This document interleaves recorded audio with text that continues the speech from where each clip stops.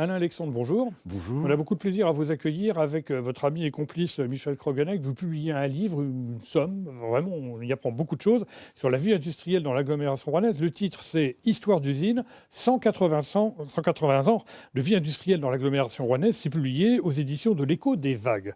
Alors, qu'est-ce qui vous a pris de vous lancer dans cette aventure? Alors, il y a plus de 200 entreprises dont vous parlez. Il y en a beaucoup plus, bien évidemment, mais vous vous êtes quand même un petit peu restreint au niveau de votre choix géographique, chronologique, et puis des usines quand même assez importantes.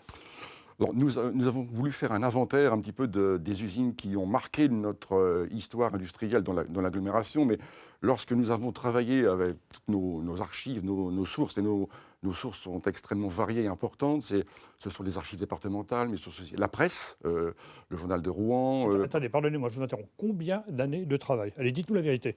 Plusieurs Franchement. décennies. Carrément. Hein. Je dirais 4 pour moi et 2 pour Michel C'est Kroganek. incroyable ça quand même. Une accumulation de dossiers, de fiches, de coupures, de témoignages oraux aussi des patrons, des ouvriers. La presse, vous l'évoquez dans votre La livre presse, aussi. la Oui. presse, le journal journal de de Rouen, Rouen, Paris-Normandie, Liberté Dimanche, etc., des articles qui font l'état de la création d'entreprises, des mouvements sociaux, de la fermeture d'une entreprise. Eh bien, quand on amasse tout ça, on obtient une masse de renseignements, sans oublier par exemple les archives des registres du commerce, les archives départementales avec les statistiques industrielles. Alors, Tout ça, c'est un mélange voilà. de documents. Parce que vous dites dans votre ouvrage quand même que ce n'est pas toujours très facile d'avoir les informations sur les entreprises, surtout quand elles ont disparu. Voilà. Il n'y a pas toujours les archives qu'il faut. Non. Alors, il faut retenir l'essentiel, la marche de l'entreprise, la création, la fermeture lorsque malheureusement elle a fermé, et puis aussi l'histoire des fabrications, des productions, etc. Alors, l'histoire des fabrications, on va commencer par le textile. Oui. Le textile, c'est le début de l'ère du développement industriel. Les techniques viennent d'Angleterre. Alors, finalement, des fois, on est en guerre avec nos voisins anglais, mais on peut aussi s'arranger sur le plan économique. Ah oui, là, ce sont eux qui sont les pionniers, les précurseurs. Ce sont eux qui vont inventer les premières machines à filer, à tisser, qui vont arriver, l'Angleterre n'est pas loin, qui vont arriver par le port, et qui vont être installés dans les premières manufactures. Vous parlez de John Walker, notamment? Oui, John Walker, qui est un Anglais qui arrive ici plus ou moins clandestinement, qui va s'installer, qui va créer ici à Saint-Sever une fabrique, une manufacture de velours de coton, qui va perfectionner l'industrie chimique, qui va jouer un rôle important et qui sera reconnu par la royauté de l'époque, quoi. Et ces Anglais vont continuer à jouer un rôle extrêmement important par la suite, qui vont devenir des hydrauliciens, des mécaniciens, tout au long du siècle dans notre région. Je parle du 19e siècle, la ligne de chemin de fer, les ateliers Budicom. On peut dire que quelque part, la Normandie, d'une certaine façon, a essayé de rattraper son retard par rapport à l'Angleterre. Oui. Finalement, elle va plutôt réussir, voilà, grâce aux Anglais, d'une certaine façon, et malgré les aléas de l'histoire. Alors, parmi les usines, là, vous expliquez notamment, alors c'est vrai que c'est fascinant, vous expliquez qu'au début, on construit une usine un petit peu comme on construit une maison. Alors, on utilise les matériaux de base, après, ça va évoluer. C'est donc la fabrique qui va se transformer en usine petit à petit. Et vous évoquez aussi cette espèce d'envie d'être plus fort que le voisin, un peu comme quand on construisait les paquebots. Alors, évidemment, on ne va pas évoquer le Titanic, on pourrait, mais les usines sont de plus en plus grandes. Et il y en a une, c'est la Foudre à Petit-Quevilly, 147 mètres de long. À l'époque, c'est incroyable. C'est incroyable, c'est une des plus grandes usines de France qui s'implante ici. Le nom de la Foudre, d'ailleurs, vient du nom d'un remorqueur du port de Rouen qui avait coulé et dont on extrait la machine à vapeur pour l'implanter dans l'usine. Voilà, on voit cette usine, on voit l'intérieur, on comprend que les conditions de travail étaient loin d'être évidentes, même s'il y a eu des progrès de fait assez rapidement.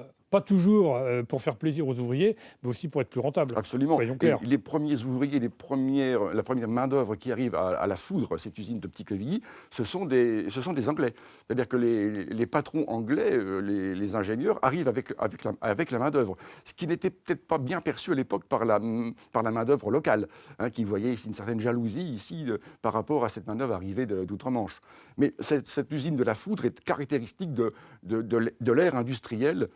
Une des premières en France aussi à être construite avec un résultat pour ne pas être incendié, pour résister à l'incendie. Oui, ce qui n'était pas le cas de toutes les usines, quand même. On va y revenir dans quelques instants. Alors, ce record de 147 mètres va être battu un petit peu plus tard, je crois que c'est en 1880, avec l'usine qui s'appelle Fromage, mais qui ne fabrique pas du fromage, mais du tissu, et c'est à Darnétal. Et là, on essaie toujours d'impressionner le voisin. Absolument.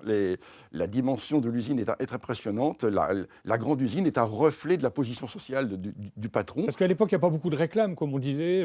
En fait, il faut montrer qu'on est le plus beau, le plus fort. Et on a cette réclame, comme cette publicité sur les en-têtes de lettres également. C'est une source importante.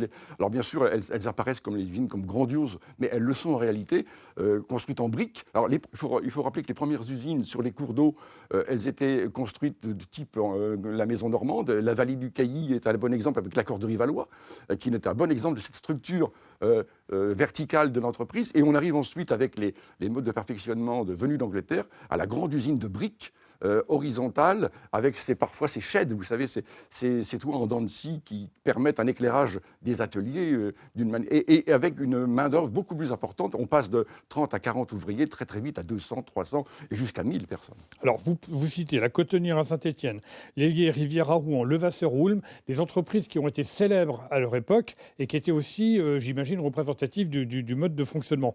Vous citez aussi les auteurs normands, Maupassant, qui évoquent dans ses livres, dans le livre Un Normand publié en 1882. Et Bellamy également, oui, tout à fait. Alors, donc voilà, on va passer maintenant, si vous le voulez bien, à la chimie. Alors c'est très important. Pareil, la chimie se développe assez rapidement et parfois dans des conditions qui sont à la limite de la sécurité. On peut dire les choses comme ça. Tout à fait. Ah ben oui, le textile a besoin de chimie pour travailler. Les toiles ont besoin d'être blanchies, la teinture. L'acide sulfurique. L'acide sulfurique, dont John Holker aussi était un des promoteurs. Et il faut amener tout ça par bateau. Le vitriol. Je voulais que vous absolument. parliez du vitriol. Tout à fait. C'est donc quand même pas très rassurant. Non, et ce sont des matières alors extrêmement dangereuses qui à cette époque-là étaient employées dans les usines même, certainement parfois, alors là, sans aucune légalisation des conditions de référence par rapport à la santé des ouvriers. Alors, soyons clairs, aujourd'hui, il y a des CHSCT.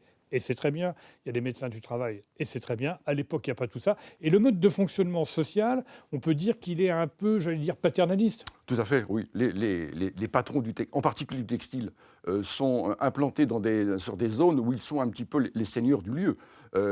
Ils ont les ouvriers, la main-d'œuvre à proximité, ils ont leur usine, ils ont leur demeure, on en reparlera pas. Alors, on va en voir quelques images. Les fameuses demeures. Alors, ça, ce sont les maisons des ouvriers. Oui. Voilà. Donc, c'est un peu construit d'ailleurs sur le modèle anglais. Tout à fait. Ou dans le nord de la France. Ou des corons du Nord. Avec ces maisons donc, qui sont dans l'alignement, finalement, qui ne sont pas si mal que ça. Non, pour l'époque, c'est un gros progrès. Pour l'époque, c'est ces ouvriers ou ces ouvrières qui devaient faire de longs chemins pour retourner chez eux, des heures de travail, après les longues journées de travail pénibles dans l'usine. À l'époque, il n'y a pas les bus de la Cléa. Et non, il n'y a rien, il n'y a que les pieds pour marcher, ou bien parfois les vélos, mais c'est tout. Et ces cités ouvrières en bande ou en tènement, un peu à l'imitation des corons du Nord ou des banlieues anglaises, va s'installer ici à proximité. Et c'est un progrès important pour les ouvriers à l'époque, pour éviter les déplacements et puis pour une certaine solidarité sociale autour de l'entreprise. Alors, on n'a pas parlé de l'importance du port de Rouen, et c'est peut-être maintenant qu'il faut le faire, parce que tout ça fonctionne grâce au fait que le port de Rouen est à la fois un port maritime, un port fluvial, et que tous les flux se font autour des structures portuaires. Absolument. Le port joue un rôle majeur dans l'industrialisation de notre agglomération. Les bateaux arrivent, descendent par le Havre, viennent ici livrer coton, charbon et tout ce dont l'industrie a besoin, d'où les aménagements progressifs du port, le dragage de la Seine, les appontements, les grues, les marégraphes, etc., qui s'implantent là, un paysage tout à fait nouveau aux alentours de 1850-1860. Alors, un mot des catastrophes qui vont se produire. J'ai noté notamment dans votre livre, le 14 avril 1852, il y a un incendie dans une filature de Sotteville. Il y a également un incendie à la Motte à Petit-Quevilly en 1910. Et puis là, on voit des images, ça se passe en 1940. On comprend bien que pendant la Deuxième Guerre mondiale en particulier, alors que pendant la Première Guerre mondiale, les industries avaient été, pourvoyer l'industrie de guerre. Là, en 1940, puis en 1944 notamment, il va y avoir des incendies. On vient d'avoir quelques images. absolument terrifiant. Ben oui, stratégiquement, Rouen est important à détruire. On brûle ce qu'on a besoin, ce qu'on n'a pas besoin, et ici, c'est très, très important. Alors, la métallurgie, alors c'est important parce que, donc on a compris, il faut amener de la matière première. Au début, d'ailleurs, on va brûler du bois, donc c'est pas terrible, mais on va trouver d'autres systèmes. On a compris que la chimie est importante parce que tout se tient, le textile, la chimie, on l'a expliqué. Et puis, il faut des machines. Et la métallurgie est là pour y pourvoir. Voilà. Les premières machines qui vont être construites dans la région sont liées au textile. Essentiellement, il faut des entrepreneurs qui vont construire des mécaniciens, des machines-outils, etc. Et on va trouver sur place les petites entreprises qui vont devenir très, très importantes, qui vont construire ces machines, machines à filer, machines à tisser, progressivement, avec l'agrandissement de toutes ces usines dans la banlieue rouennaise. Alors, vous évoquez même des hauts fourneaux. Le dernier normand qui a fermé ses portes, c'était à Mondeville, en Basse-Normandie, mais il y en avait déjà à l'époque. Et puis, il y a aussi les chantiers navals. Alors, aujourd'hui, on a du mal à comprendre que jusque dans les années... Le tout dernier a fermé, vous me disiez en préparant cette émission, dans les années 80. Oui. Mais auparavant, il y en a eu beaucoup, et notamment un Grand Quevilly. Voilà. Et on fabriquait des grands bateaux. D'ailleurs, on voit cette image, c'est le lancement du Quart-Ferry Compiègne. Oui. C'est en 1958. C'était un événement. Et des gros bateaux à l'intérieur des terres, finalement. Oui, oui. Et c'est une entreprise qui occupait des centaines de salariés pendant des générations d'ouvriers, quoi. Puisque on était de père en fils. On était de père en fils, absolument. On y travaillait comme sur le port, comme dans certaines entreprises. Dès qu'on avait 13 ans ou 16 ans, on succédait au père et on continuait ce qu'avait fait. Et il y avait des entreprises qui préparaient les ouvriers à l'apprentissage du métier. Alors, Alain Alexandre, on pourrait parler encore des heures de cet ouvrage parce que vraiment, c'est une foule d'informations qu'on découvre. Je voudrais quand même qu'on dise un mot rapidement, avant de conclure, sur des marques finalement qui se sont développées dans la région. On a peine à comprendre. Alors moi, je découvre par exemple que Fermeture Éclair, c'était ici. C'est ici, oui. C'est incroyable. Et comme frigidaire, c'est devenu un mot commun. Absolument, oui. On devrait dire fermeture à glissière, ou réfrigérateur. Mais là, la marque est présente dans l'agglomération. Parce que parfois on ne sait pas, les cafés Stentor, le cirage kiwi, le cirage kiwi, bien sûr, tout le monde les bonbons Barnier, Brafoucard, le sucre de pomme au Houlme, la réglisserie Risseur. Vous savez, quand on était gosse, on mangeait des réglisses, les petits serpentins avec une petite boule au milieu. C'était fabriqué à Darnétal. Voilà. Alors, également, un mot avant de conclure sur l'aspect social. Alors, on l'a évoqué un petit peu tout à l'heure. Des conflits, parfois très très durs. Et mai 68 en a été l'illustration, parce que certains chercheurs disent que finalement, mai 68 est peut-être né en Normandie.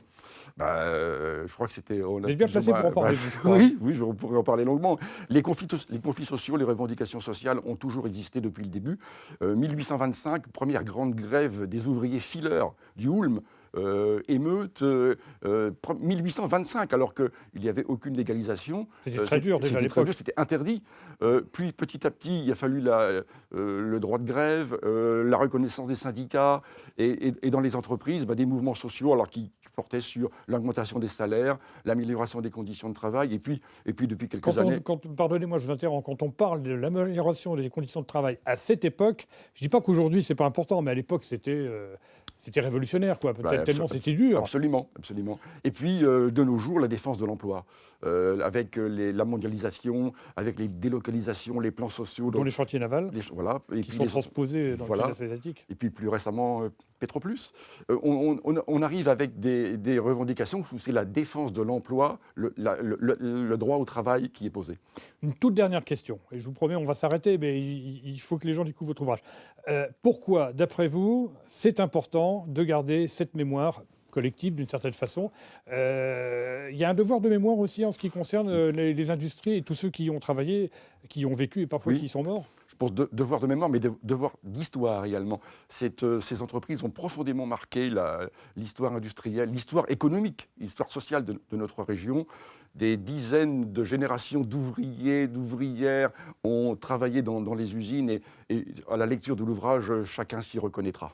Bien écoutez, Alain Alexandre, merci encore. Je rappelle le titre de votre ouvrage, Histoire au pluriel d'usine, au pluriel bien évidemment, 180 ans de vie industrielle dans l'agglomération rouennaise, publié aux éditions L'Écho des Vagues avec votre complice, j'allais dire, mais c'est tout à fait sympathique et ami, Michel Kroganek. Merci beaucoup. Merci à vous.